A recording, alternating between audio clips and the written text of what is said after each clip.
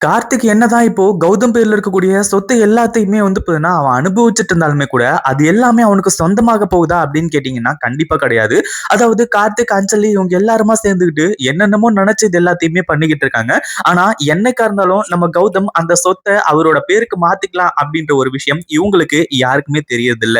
ஆனா, இப்போ அடுத்தடுத்து நடக்கக்கூடிய சம்பவங்களுக்கு அப்புறமா நம்ம கௌதம் ஒரு மிகப்பெரிய ஒரு முடிவு எடுக்கிறாரு. அதுவும் இல்லாம இப்போ எல்லா சொத்தும் நம்ம கௌதம் பேருக்கே வருது. அது வந்து பாத்தீங்கன்னா உண்மையிலேயே இந்த கார்த்திக்குக்கு, அஞ்சலுக்கு இவங்க எல்லாருக்குமே அதிர்ச்சி தரக்கூடிய ஒரு விஷயம் அப்படின்னு தான் சொல்லணும். கண்டிப்பா வந்து பாத்தீங்கன்னா அவங்க இந்த ஒரு விஷயத்த எதிர்பார்த்திருக்கவே மாட்டாங்க. அந்த அளவுக்கு சூப்பரா வந்து பாத்தீங்கன்னா நடக்க போகுது.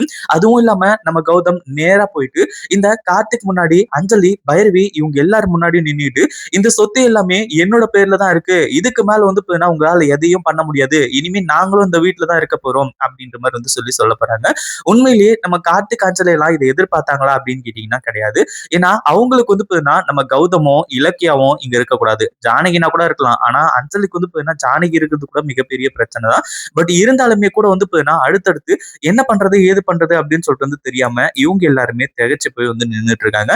கடைசியா என்ன ஆச்சு அப்படின்னு பாத்தீங்கன்னா, இப்போ நம்ம கௌதம் வந்து அதாவது இந்த அஞ்சல் இருந்துட்டு அது எப்படி உங்க பேர்ல இருக்கும்? எல்லாமே கார்த்திக்கோட பேருக்கு மாறிடுச்சு. அப்படின்ற மாரி வந்து சொல்லிட்டு இருக்காங்க. அதாவது இது எல்லாமே மாறுறதுக்கு முக்கிய காரணமா இருந்தது என்ன அப்படின்னு பாத்தீங்கன்னா, வேற ஒண்ணும் கிடையாது. அதாவது நம்ம ஜானகிய இந்த அஞ்சலி வந்து பாத்தீங்கன்னா செஞ்ச ஒரு காரியம் தான். அதாவது ஜானகி வந்து பாத்தீங்கன்னா அஞ்சலி இருந்துட்டு ரொம்ப கேவலமா பேசியிருக்காங்க.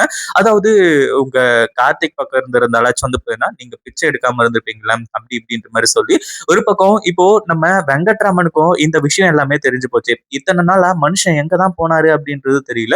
அவர் வந்து பாத்தீங்கன்னா இப்போ மாஸ் என்ட்ரி குடுக்குறது உண்மையிலேயே ரொம்பவே சூப்பரா இருக்கும் அப்படின்னு தான் சொல்லணும்.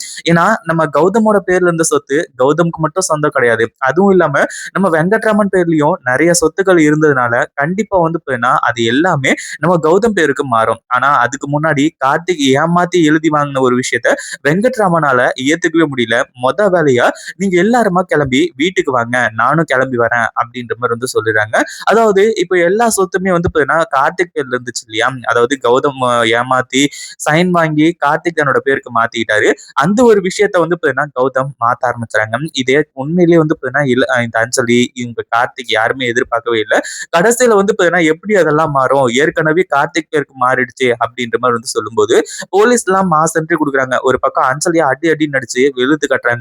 இந்த சொத்துக்காக தானே இது எல்லாத்தையுமே பண்ணேன். அதாவது இனிமே இந்த சொத்து வந்து பாத்தீங்கன்னா யாருக்குமே கிடையாது.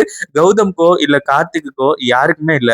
இந்த சொத்து எல்லாமே வந்து பாத்தீங்கன்னா அநாத ஆசிரமத்துக்கு தான் போக போகுது அப்படின்ற ஒரு அதிர்ச்சியான செய்தியா சொல்றாங்க. இத கேட்டதுக்கு அப்புறமா உண்மையிலேயே அஞ்சலிக்கு மிகப்பெரிய அதிர்ச்சி ஆகும்.